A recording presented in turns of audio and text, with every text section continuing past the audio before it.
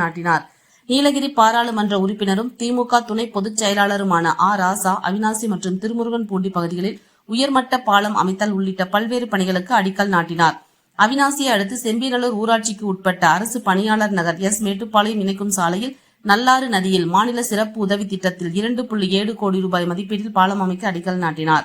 திருமுருகன்பூண்டி ஒன்றியம் வேலாயுதம்பாளையம் ஊராட்சி பகுதியில் நீலகிரி நாடாளுமன்ற உறுப்பினர் உள்ளூர் வளர்ச்சி திட்டத்தின் கீழ் 17 லட்சம் ரூபாய் மதிப்பீட்டில் 30 லிட்டர் கொள்ளளவு உள்ள மேல்நிலை நீர் தேக்க தொட்டியும், அவிநாசி ஊராட்சி ஒன்றியம் துலுக்கமுத்தூர் ஊராட்சிக்கு உட்பட்ட நல்லக்கட்டைப்பாளையம் பகுதியில் 7 லட்சம் ரூபாய் மதிப்பீட்டில் பயணிகள் நிழற்குடை அமைக்கவும், திருமுருகன்பூண்டி நகராட்சி 13வது வார்டு பகுதியில் 2 லட்சம் ரூபாய் மதிப்பீட்டில் திறன்மிகு வகுப்பறை அமைக்கவும் என மொத்தம் 2.96 கோடி ரூபாய் மதிப்பீட்டில் அடிக்கல் நாட்டினார்.